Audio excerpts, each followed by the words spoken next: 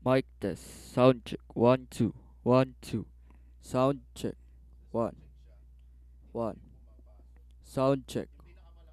Sound check. 1, 2. 2. 1.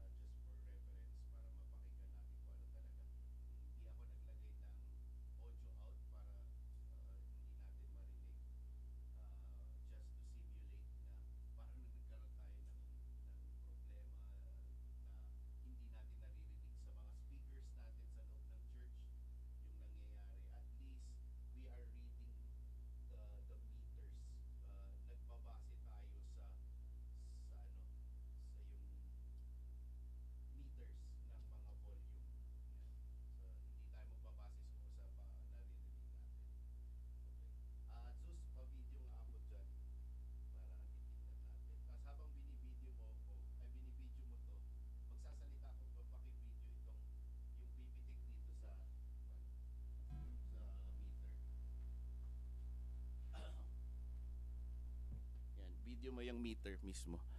Ayan, so ito, nagsasalita ako. Hello? Hello? Praise, praise. Yan.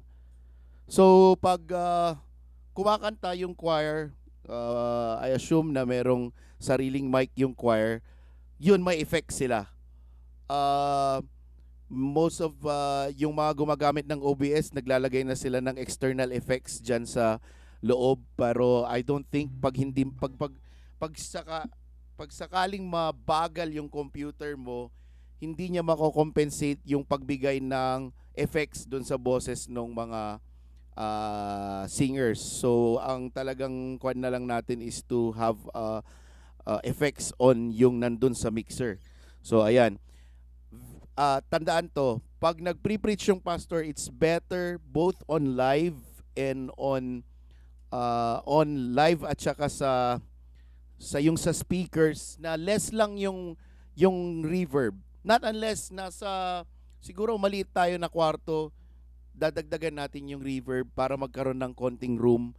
Pero mas malinaw kasi yung salita na sinasabi ng pastor or yung speaker pag less yung effects. Yun yung napansin ko sa OBS.